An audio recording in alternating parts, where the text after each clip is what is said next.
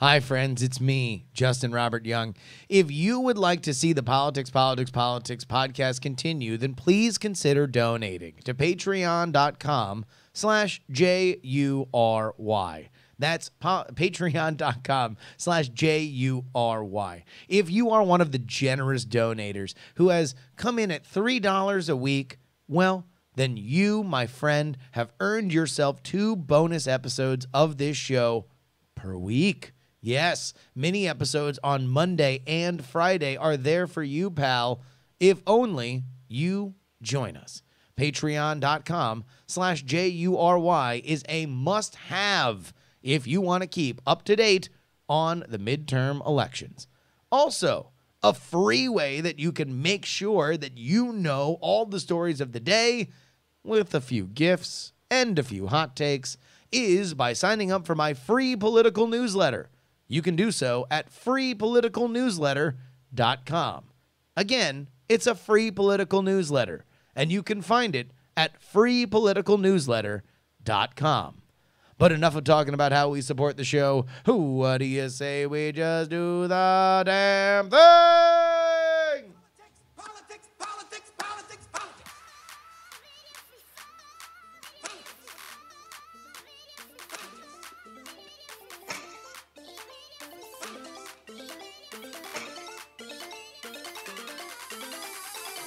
Yes. Trouble, trouble, trouble.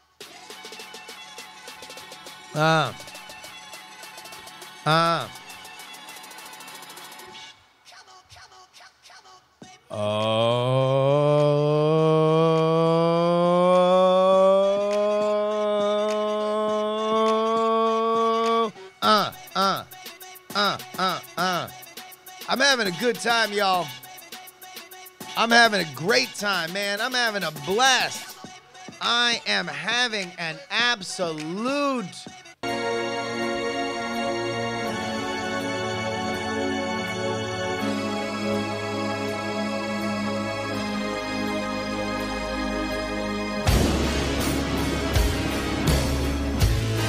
Oh my God.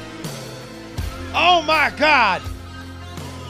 Oh my God, the results are in. My God, Knox County has spoken. Who is that? Who is the presumptive mayor of Knox County? Oh my God, it's gotta be Kane! Folks, we already have election results in, and this is one that we have been following for a while. Former WWE superstar has wrestled away the GOP nomination for Knox County, Tennessee, which effectively means that he has won the mayoral or the office, since they have not elected a Democrat there in a while. And Glenn Jacobs, who, of course, is the performer that is performed as the character Kane, also as Isaac Yankum, DDS, an evil dentist, and Fake Diesel. He is now the presumptive mayor of Knox County. A squeaker of an election last night. We read from Fox News, Glenn Jacobs, the former WWE superstar known as Kane, appeared to have won a mayoral primary race on Tuesday in Tennessee. Jacobs, 51, was leading Brad Anders by 17 votes. Oh, my God. 17 votes.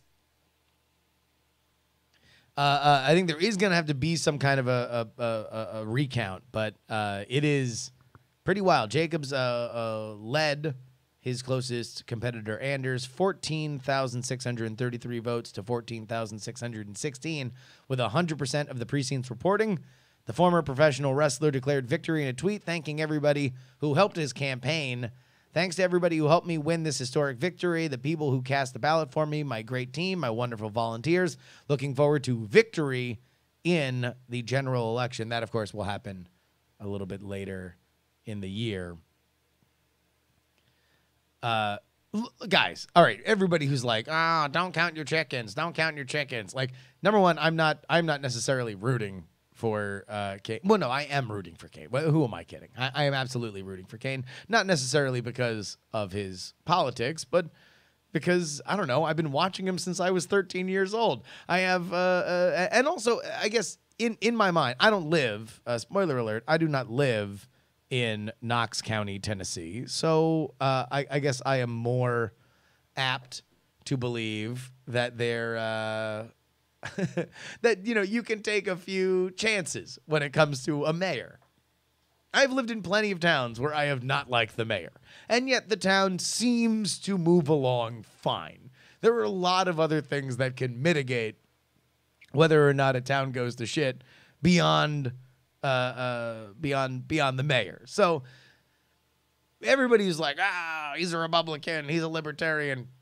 I just look, he's not taking over as leader of the free world, although he is a surefire WWE Hall of Famer, where we also have a WWE Hall of Famer in the White House, so there is some connection there. And now there is indeed video evidence that I tweeted out last night of the presumptive mayor of Knox County assaulting a member of the Trump cabinet as he gave Linda McMahon a tombstone once. And there is indeed visual evidence of it. But there we go. Glenn Jacobs. It's hard. I mean, so here's what I will say. The silver lining that I think everybody can agree with, beyond where you land on Glenn Jacobs' political leanings, right? And again, I don't think that national philosophical political leanings necessarily always translate one-to-one when you are talking about a mayorship, right? You know, when you're a mayor, your biggest issues are, does the trash get picked up, right? You know, why is there a pack of feral dogs,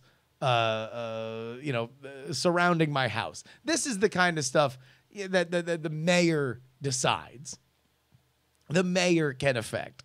So everybody, I don't think that there's necessarily much of an impact on his philosophical leanings on what he will do in Knox County, Tennessee. But the one thing that I think we can all agree on is, hey, look, Kane didn't need this.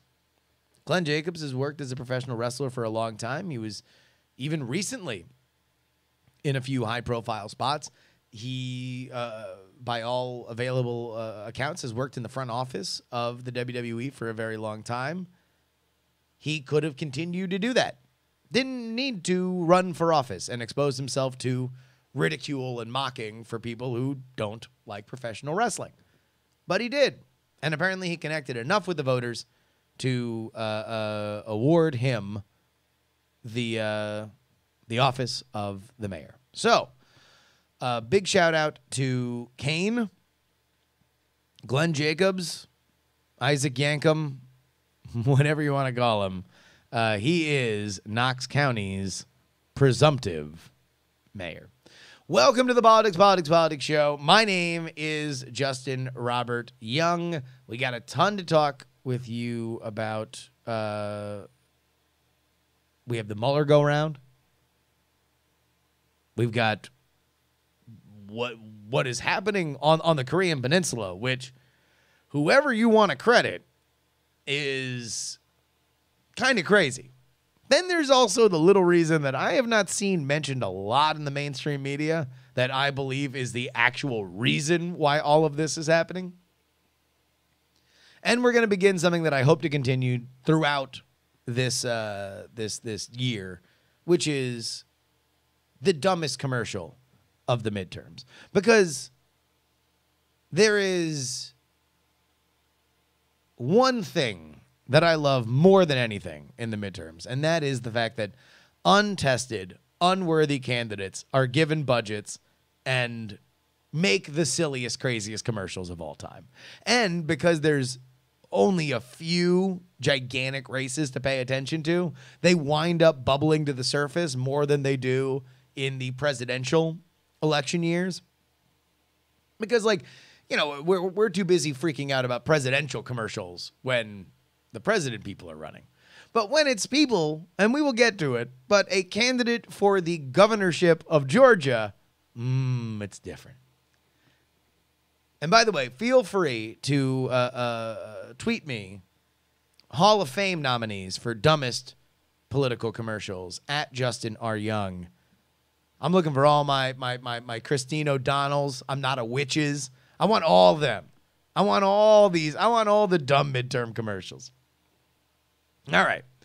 Let's go ahead and begin with all the news that's fit to Mueller. We are Muellering our way through Muellertown. Welcome to Muellerville. It's Mueller time. This shit has just gotten real. Here's how everything began yesterday. A New York Times story indicating that Mueller wants to ask Trump about obstruction and what they mean. So the New York Times got their hands on the questions that Mueller wants to ask Donald Trump.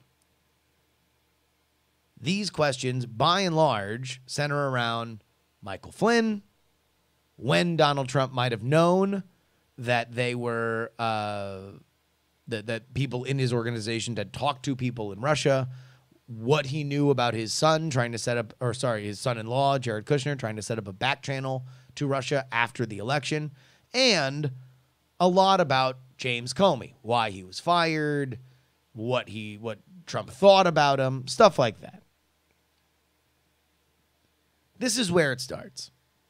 We then move into the next phase, which is who leaked these questions. Now, if you were to ask me, the first thing that I would look at is who wrote the story. Because generally, stuff like this, very sensitive information that is leaked deliberately, which I'm assuming that this was leaked deliberately and not just kind of left on a coffee table somewhere. Although it might be. But we are assuming, because if some idiot just wrote out all the questions and then left them on a Starbucks table and these New York Times reporters happened to find them, then that is a chaotic way to get this information out there that we can not predict, right? That's way too chaotic. But let's assume that God doesn't make mistakes and that there was a moment in which somebody in power decided to turn over this information to a reporter. The next two questions you need to ask are, who were they and what did they gain by it? The only thing that we really know to take the first step there is, who are they? We know that there is a headline on this story. The two reporters that reported this are, in the past, primarily Washington, D.C. law enforcement reporters. So, I would guess that through some way, this came either from a connection with the FBI or through somebody who knows somebody at the FBI. That would just be my guess. That would be the only kind of piece of hard evidence that I know. Now, that would be different than some of the slap fight that came after all this was released yesterday. Because Mueller's former assistant says that grammatical errors prove that Trump leaked all of these questions. Michelle Zeldin, a CNN legal analyst and former assistant to Robert Mueller, said Tuesday that he believes... Oh, Michael. Sorry, not Michelle. My bad. You're French-Canadian now. Michelle Zeldin. Said Tuesday that he believes President Trump leaked that list of nearly 50 questions the special counsel allegedly wants to ask Trump. Quote, I think these were notes taken by the recipients of the conversation with Mueller's office where he outlined broad topics and these guys wrote down questions that they thought these topics may raise. Because of the way the questions are written, lawyers wouldn't write questions this way, in my estimation. Some of the grammar is not even proper. So I don't see this as a list of written questions that Mueller's office gave to the president. I think these are notes that the White House has taken and that they have expanded upon the conversation to write out these questions. Zeldin worked as a special counsel to Mueller in the early 1990s when he served as the assistant attorney general to Justice Department's criminal division. We are reading all of this from a Hill article written by Brooke Seipel. So that's the next stop on the Mueller go-round, is who leaked these questions. But round and round we go. Where we stop, nobody knows, because that was not it yesterday. No. We then got some slapback from Mueller himself. And folks, this is where I would say that we are probably closer to the end than we are the beginning with this, if these are the kinds of headlines that we are seeing. This is from LMT Online. Mueller has raised the possibility of a presidential subpoena in meeting with Trump's legal team. Oh, sorry, this is from the Washington Post. Carl D. Lenig and Robert Costa. They write, in a tense meeting in early March with the special counsel, President Donald Trump's lawyer insisted that he had no obligation to talk with federal investigators probing Russia's interference in the 2016 presidential campaign. But special counsel Robert Mueller responded that he had another option if Trump declined. He could issue a subpoena for the president to appear before a grand jury, according to 4 people familiar with the encounter. Mueller's warning, the first time he is known to have mentioned a possible subpoena to Trump's legal team, spurred a sharp retort from John Dowd, then the president's lead lawyer. Quote, "This isn't some game," Dowd said, according to 2 people with knowledge of his comments. Quote, "You are screwing with the work of the President of the United States." The flare-up set in motion weeks of turmoil among Trump's attorneys as they debated how to deal with the special counsel's request for an interview, a dispute that ultimately led to Dowd's resignation. This meeting happened on my birthday, March 5th. So again, you have to ask, who is leaking about this meeting that happened 2 months ago that a subpoena is on the table? Would it be Trump?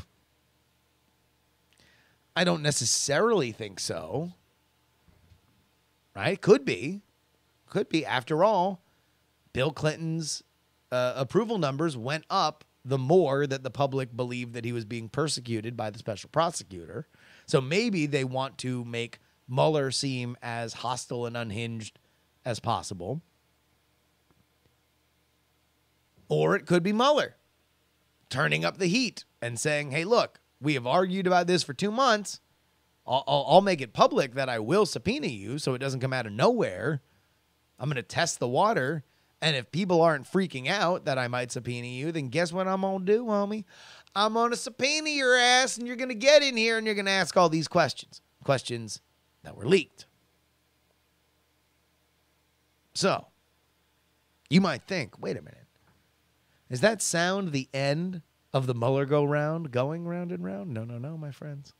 No, my friends. We have yet more information coming out today because for whatever happened over the last 2 days, it has shaken loose one of the best mustaches in the game, dog.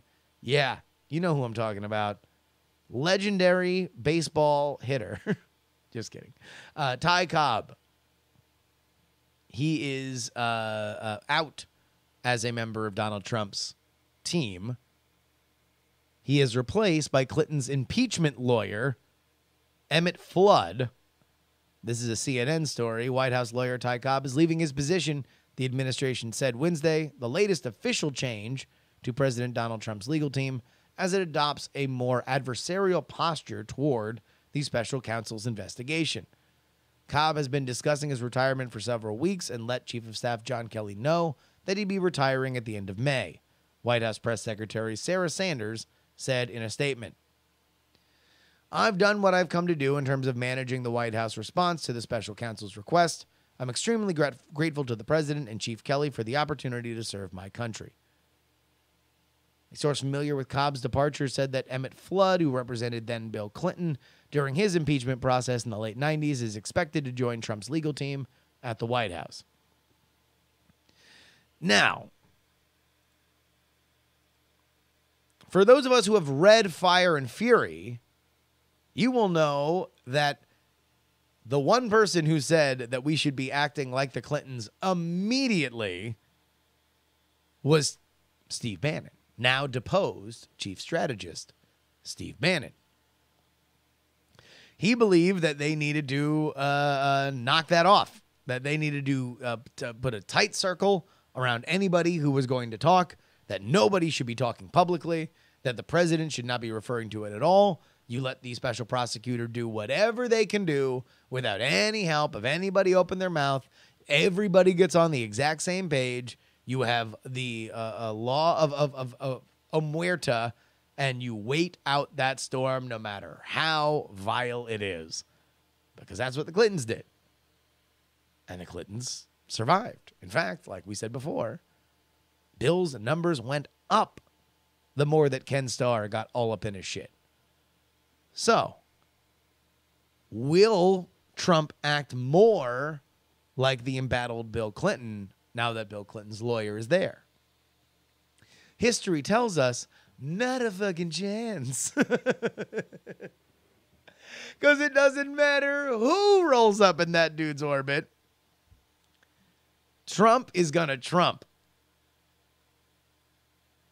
Now, what can we learn from all of this? Taken as a whole, let's elevate to 10,000 feet and check out the view.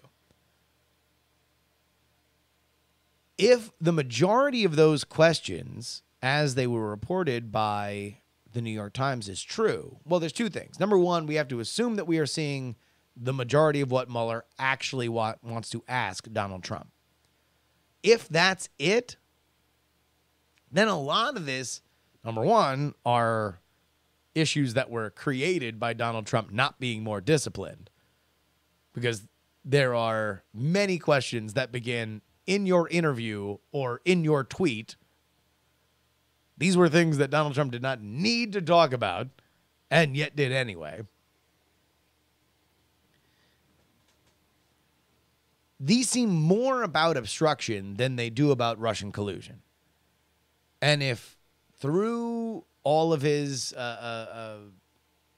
arrests and cooperation and everything else with Gates and Manafort and all the interviews with everybody who was going to be interviewed, there is no further questions about something that we don't know about the Russian collusion stuff, then I think what is publicly available will be very hard to prove conclusively.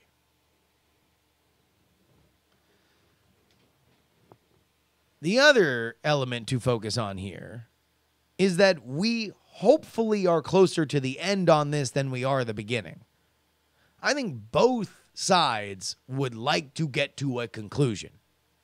In fact, let me ask all my blue teamers here in the chat. Are you excited for this to be over? Not knowing what the results are.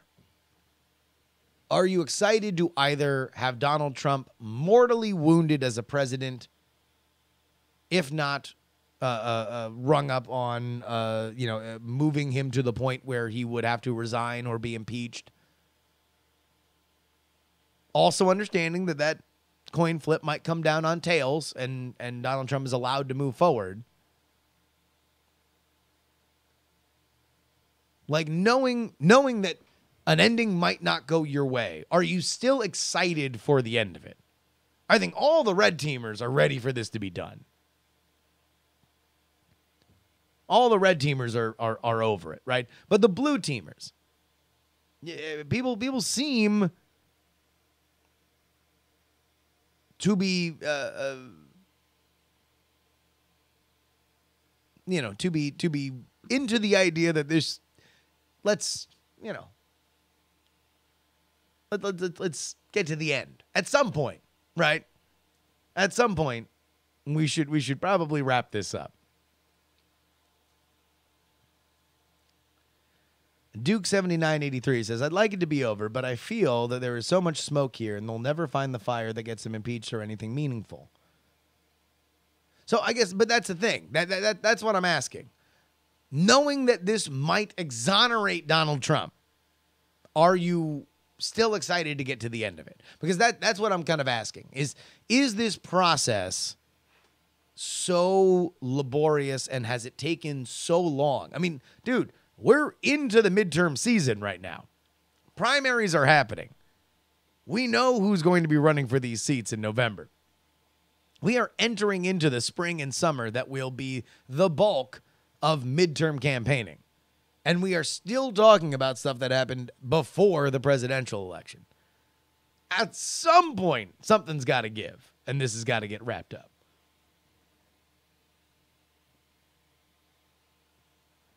Although Trench Wildfire in our chat says it will mean that the Colbert, Noah, etc. shows will be less entertaining. That is true. And until then, we all watch wistfully as they move by us. The stories, ornate and carved, that we know as the Mueller go-round. The other big story of this week, in fact, I didn't even have this on my run sheet, but I will give this a little bit of a talk, a little bit of a chat. We talked about it on our PX3 Extra, which, of course, you can get if you are a $3 subscriber at patreon.com/JURY. That was the White House Correspondents' Dinner. Comedian Michelle Wolf got up and roasted the assembled media and government dignitaries. The White House Correspondents' Dinner apologized for how mean she was.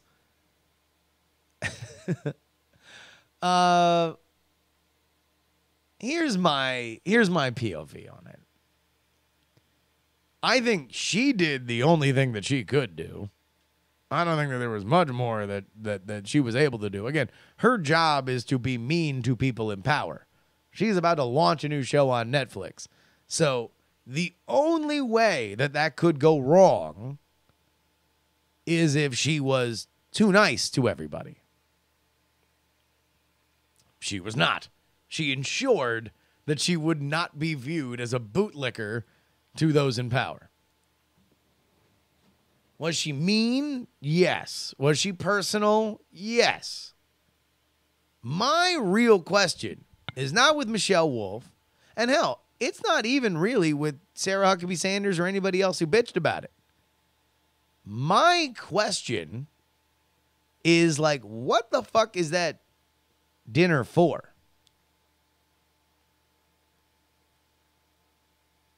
Like, I mean, is it just to roast people? Because if it's just to roast people, then you should do it in a bigger venue and sell tickets. Is it kind of a banquet for everybody who works in the same place but has to have an adversarial relationship to share a laugh for one night?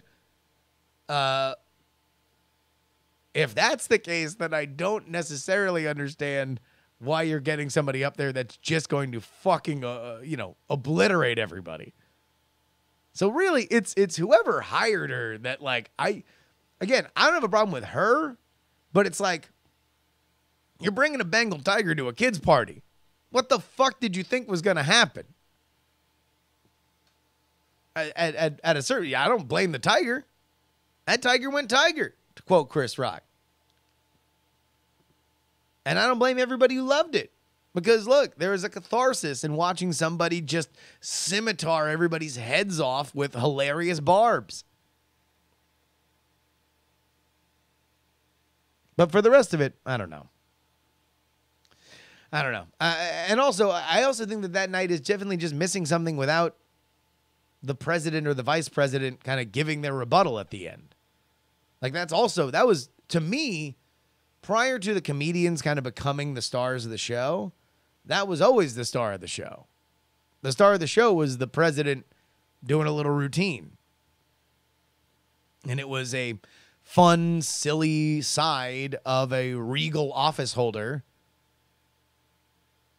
Now, Donald Trump is not exactly compiled the point of view as a regal, above everything sort of holder of the presidential office. He has cut himself more of a populist kind of silhouette there. So I don't know if it would necessarily be a shock to see somebody who regularly roasts motherfuckers on Twitter to roast them to their face. But normally that was always the fun part of that event to me. You know, I don't know. At least to me. Here was the other big news. Donald Trump met with Kim Jong-un. Fake news. Donald Trump has agreed to meet with Kim Jong-un. Kim Jong-un and the South Korean president had a historic summit over the weekend. One in which they got a magician. They got a magician to break the ice, which I loved. There's these great pictures of a magician, like, by the way, talk about a high-pressure fucking gig, right? You're a magician and you roll in. You roll into that summit and you're like, pick a card. I mean, imagine you fuck up. Imagine the sweaty palms on that motherfucker, right? Just like, don't fuck up this second deal. Don't fuck up this palm.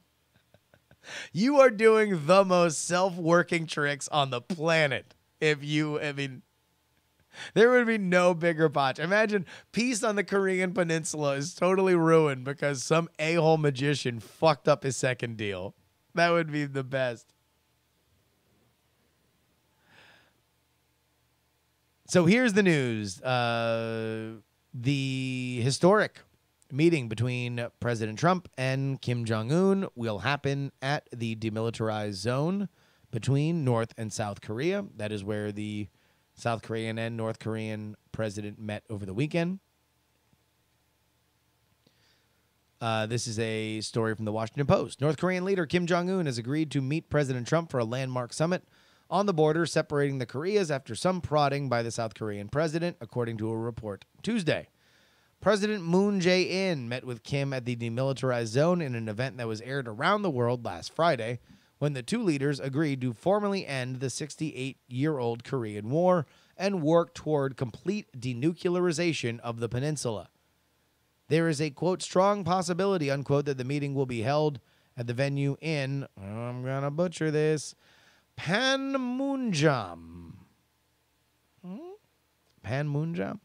And some events could be scheduled on the northern side of the border, CNN reported, citing a source with knowledge of the North Koreans' plans. The site has a number of advantages, including logistics for Kim, and because media facilities and equipment are already in place.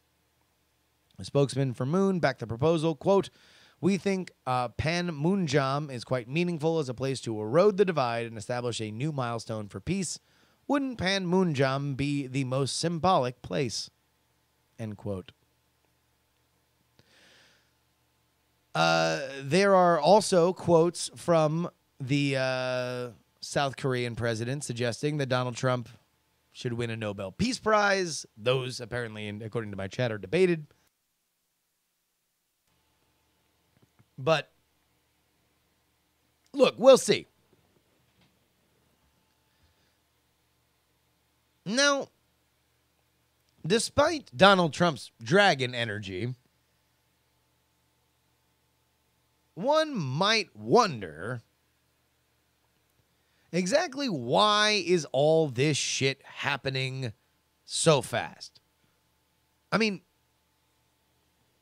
I went to Japan over New Year's, and according to my math, we have just entered the 5th month of that new year. So that means that in the span of 4 months, we went from the United States and North Korea threatening tremendous violence against each other. Nuclear holocaust, if you will. To Kim Jong-un racing around all of Asia, going down to China to make a meeting that has not happened in a very long time, meeting with South Korea and declaring an end to the Korean War, committing to denuclearization if only the United States will pledge to not invade. Don't worry. So what the fuck happened? Did we just stop sending him DVDs for Lost? And he's like, wait, I need to find out what's in that hatch, man. What about the last season of Game of Thrones? Will you give me the DVDs if I just end just end my nuclear ambitions? I'll end the Korean War if I find out what's in there. Locke just saw the numbers.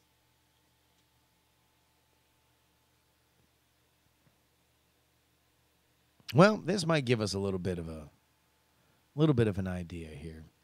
This is something that I have found very interesting. To me, the only story about the North Korean progress that I find to be intensely interesting. A North Korea nuclear test site has collapsed and may be out of action, says Chinese geologists. North Korea's main nuclear site has been partially collapsed under the stress of multiple explosions, possibly rendering it unsafe for further testing and leaving it vulnerable to radiation leaks, a study by Chinese geologists has shown. The findings cast doubt on North Korea's sincerity in announcing last weekend that it would stop testing nuclear weapons at the site ahead of a summit between Kim Jong-un and President Moon Jae-in of South Korea. Now, listeners to this show will remember that we had an emailer, I believe it's Stoic Squirrel, who's here in the chat, talk about why a war with North Korea would be so awful. And effectively, it boiled down to the idea that their nuclear facility was in a mountain. That they don't have just a bunch of military bases that are out there at all times. They are in a mountain. They roll out launch sites.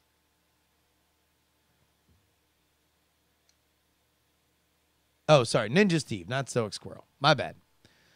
Ninja Steve. Sorry about the mix-up. That they roll out test sites. They roll out, not permanent launch sites, and they test their missiles like that. This makes it very hard for us to preemptively take something out, and would mean that any kind of destruction of their nuclear capabilities would mean we would have to totally siege that mountain. This would be a tremendous loss of life and would probably take so long that they'd be able to launch multiple missiles. So, if that facility is no longer in operation, then the two biggest bargaining chips that North Korea has ever had are now off the table. Number one, the ability that they can start a nuclear holocaust. And number two, that going to war with them would be intensely, would cost a lot of lives. So, if that's the case, then it certainly makes a lot more sense that Kim Jong-un is running to the deal-making table as if it was the goddamn Golden Corral. Normally, you'd look at that dude and say, why is he running so fast? There's got to be gravy on the other side. Not so. Not so. It just turns out that he has literally zero leverage. If this is true. I'm also really surprised that this has not gone further. Like, I've read a lot of these stories, but like not a lot of them have mentioned, like, to me, this is the nut graph, right? This explains a lot. Barking Dog in the chat suggests in the real estate parlance, he is a motivated buyer.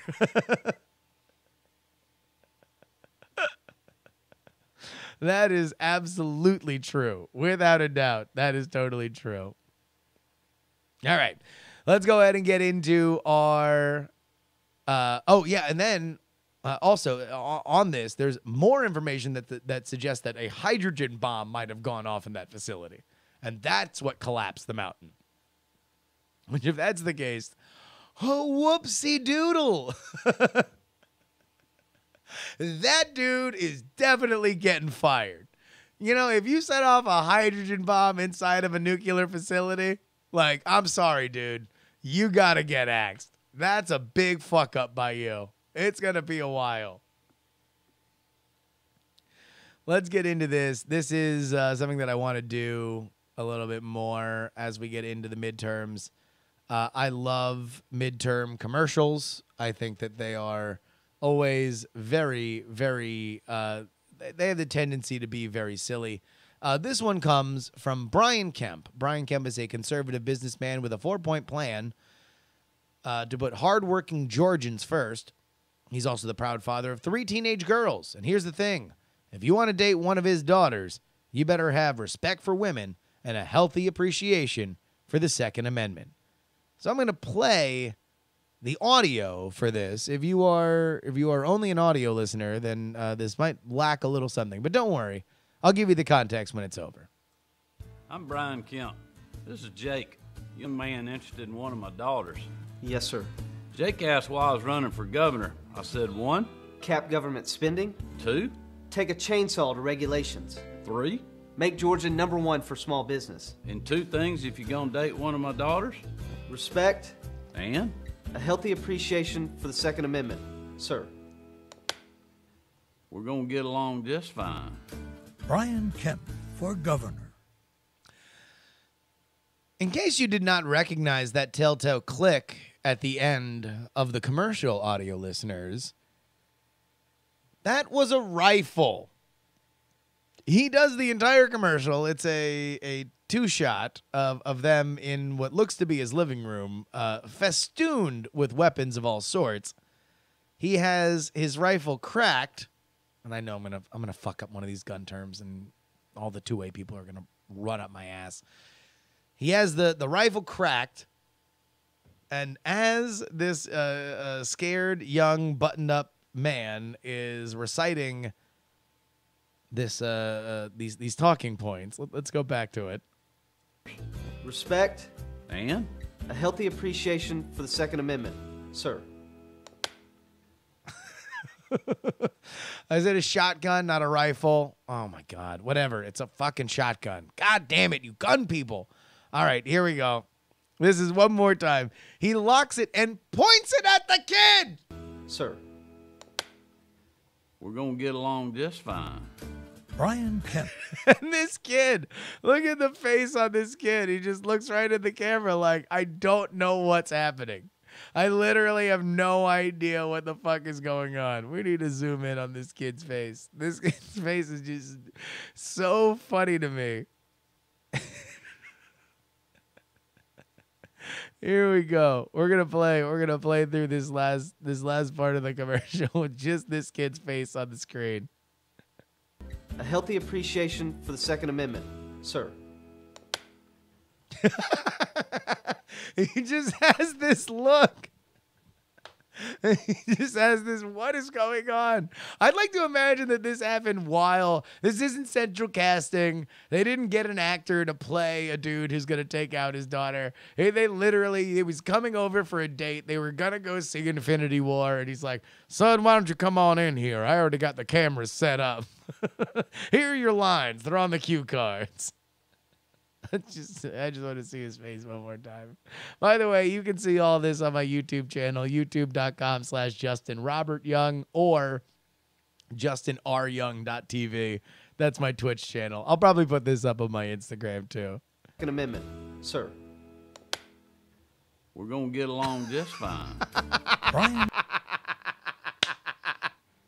He just slowly looks at the camera like, what the fuck is going on? Look at that dude's face. Ah! All right, so here's what I want to do. No doubt there will be dumb midterm commercials that will come out between now and November. We are going to crown the best the only way we know how. In honor of Kane, presumptive mayor of Knox County, we're going to do it wrestling style. So if you see A dumb midterm commercial that comes out only this year is eligible. So send me all the classic ones so we can educate people on the podcast. But only new ones this season are available to win. Currently active campaigns. If it's better than this, if it's dumber than this, we will give it the championship. Right now, we have a champion. And I think this is pretty beatable.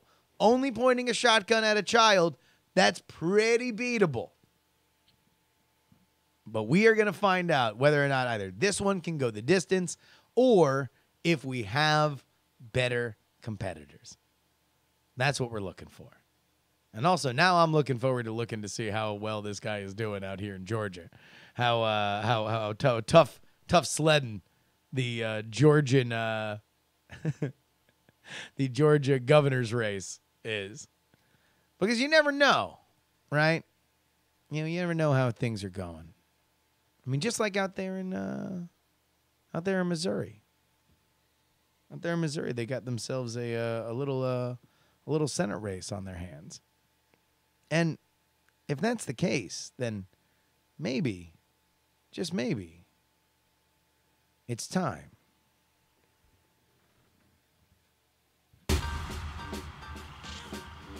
Yes, ladies and gentlemen, it is time to take a look at the only way that we know how to process data science. Big shout out to our patron saint, Cardi B, as we give you the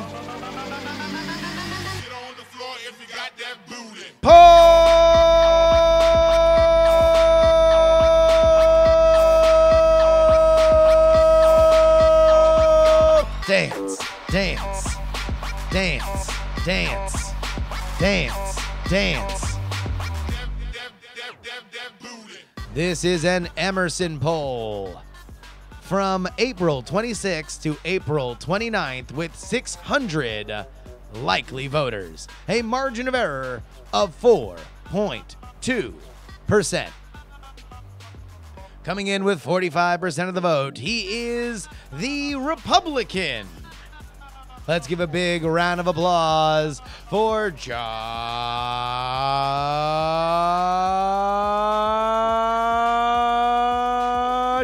Howley.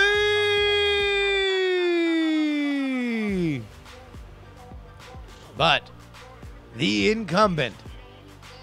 Let's give a big round of applause for your sitting Senator Claire McCaskill. But wait a minute.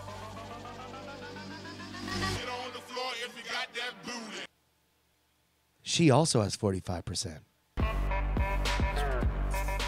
That means that we have co-headliners. Yeah, folks, it's a tie out there in the Show Me State.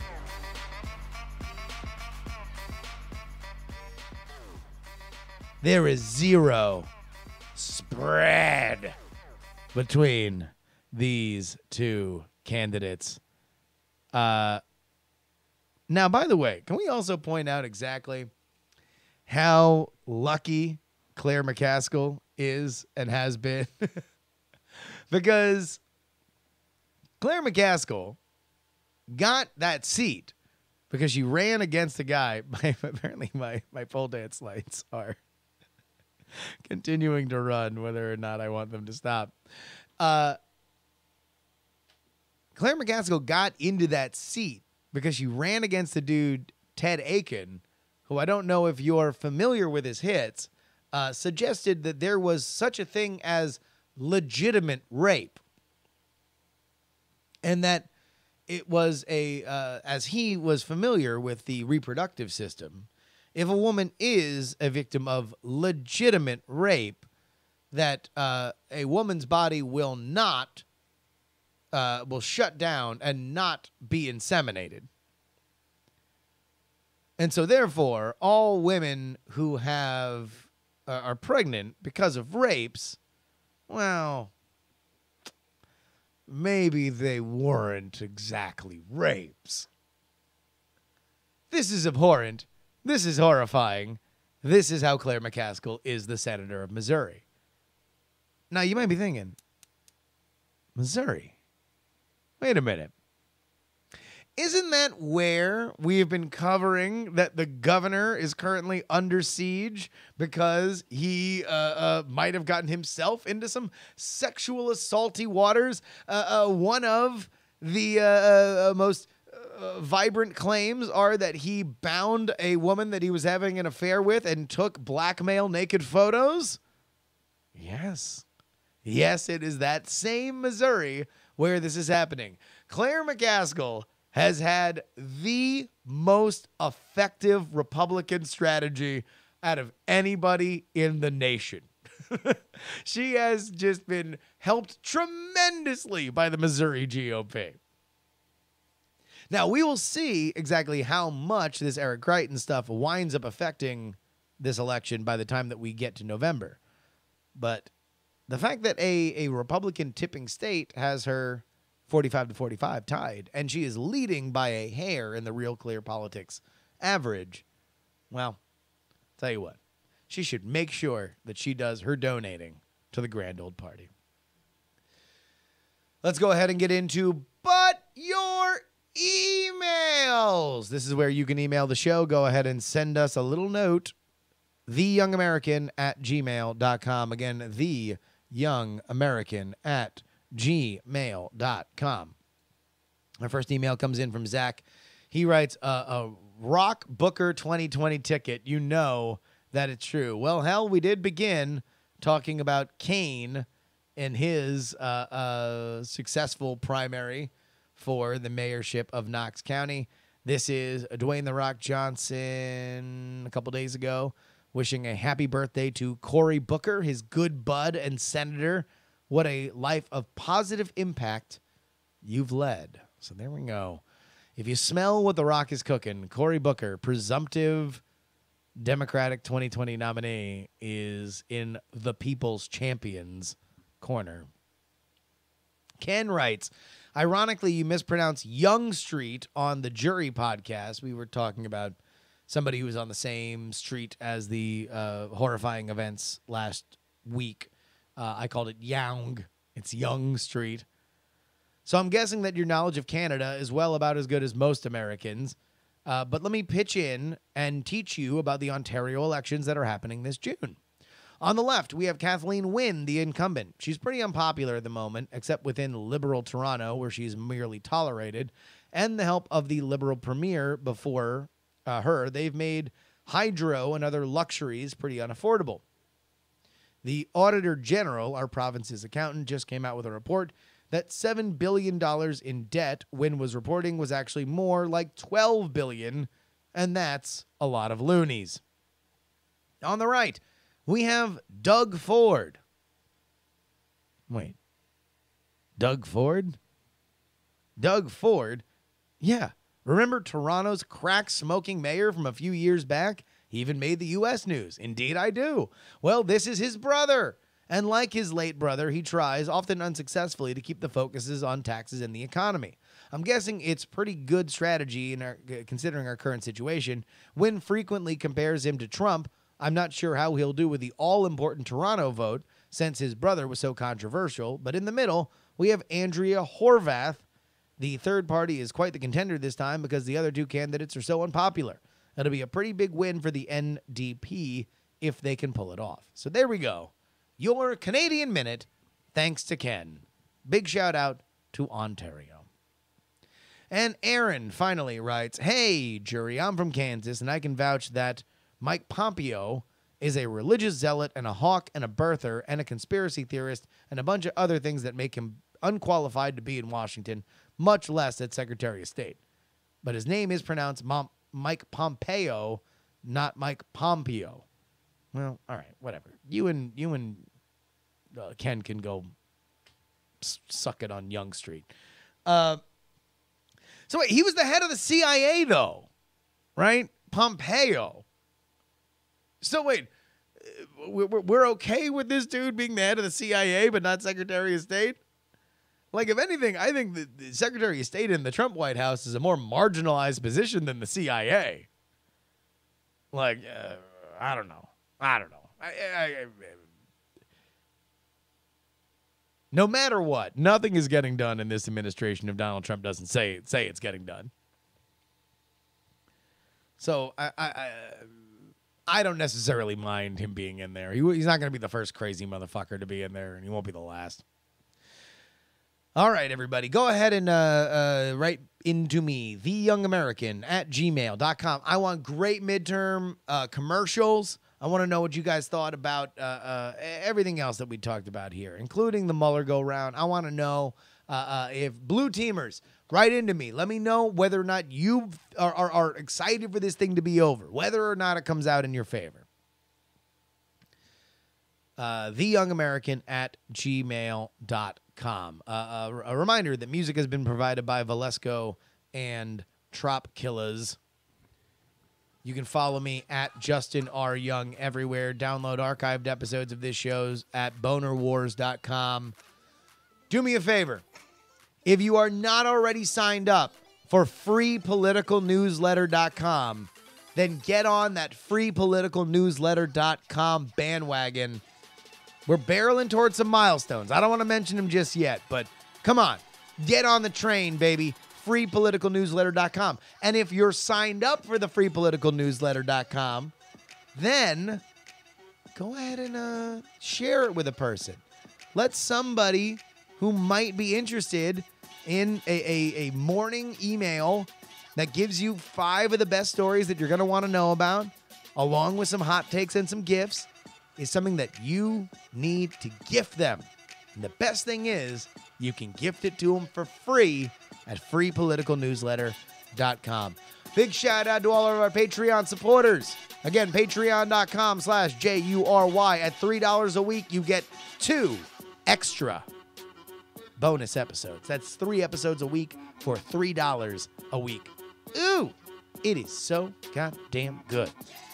And if you are an Amazon Prime subscriber, head on over to justinryoung.tv. Just go ahead and hit subscribe. You can link your Amazon Prime account with your Twitch account. You can create a Twitch account if you need to, and give me $5 for free thanks to the largesse of Papa Bezos. Folks, that about wraps it up for this episode of the show. My name is Justin Robert Young. Remember, some shows talk about politics. Others talk about politics. And there was one I just saw that just talked about politics. But this is the only show that talks about all 3. I will see all of you guys next. Ho-wee!